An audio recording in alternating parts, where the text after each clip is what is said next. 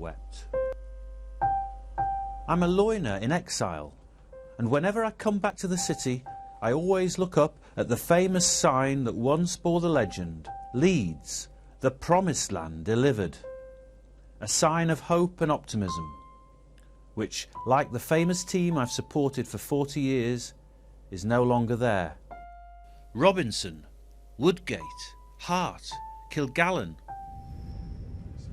As the train pulls into the station and the glittering sets of residential towers lining the river come into view, I always look for the cantilevered football stadium, the city's great monument to metamorphosis. A temple to the glory and the doom, the pride and the shame, the optimism and the pessimism of the self-appointed capital of God's own country. Once a stage for the performance of heaven, a citadel of power, a shrine to modernity, a beacon guiding all the diverse tribes of Leeds to their predestined end, the pot of gold at the end of the rainbow.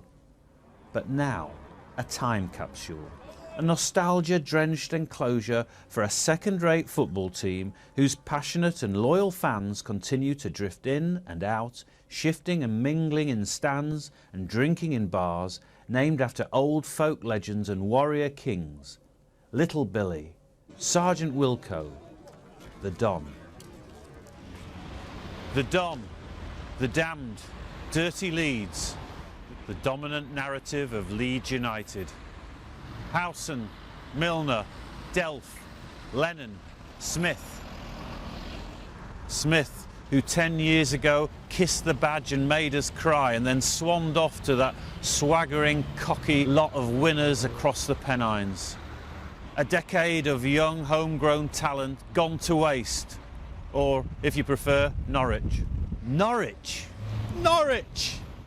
An early team in an early city, formed 110 years ago and then kicked out of the league, reinvented by Reevy and then conned out of the European Cup, marching on together under Sergeant Wilco, the last English champions, and then born again as O'Leary's babies, with a licence to spend, spend, spend, and burn and crash. Publicity Pete living the dream, and then living the nightmare of debt, collapse and meltdown.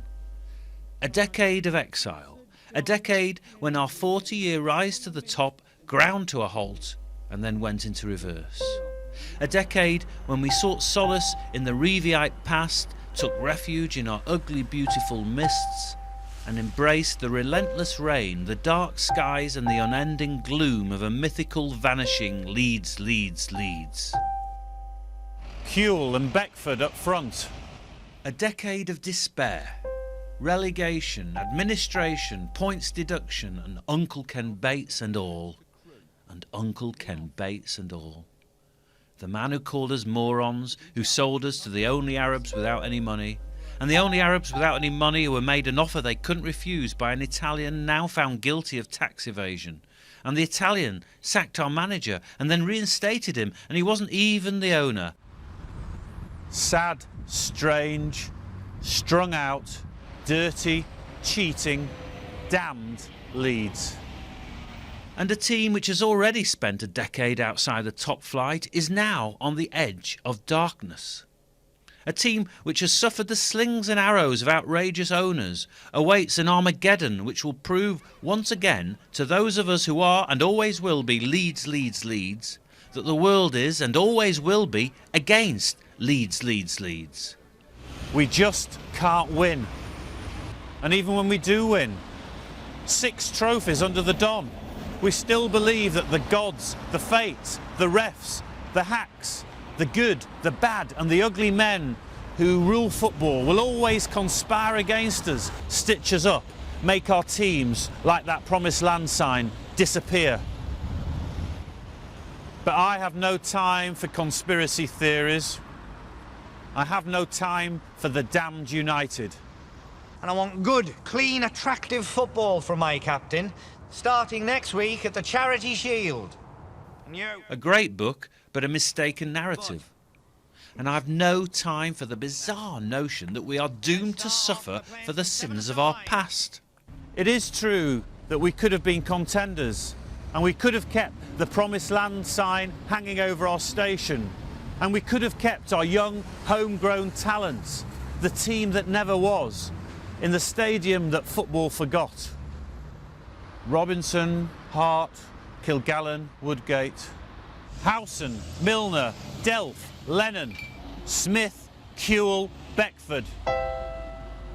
But there was nothing inevitable about the demise of one of the country's most famous football teams, based in one of the country's biggest cities and boasting the country's most fanatical supporters. But we are not really the damned United. Thinking we are, however, is part of the problem.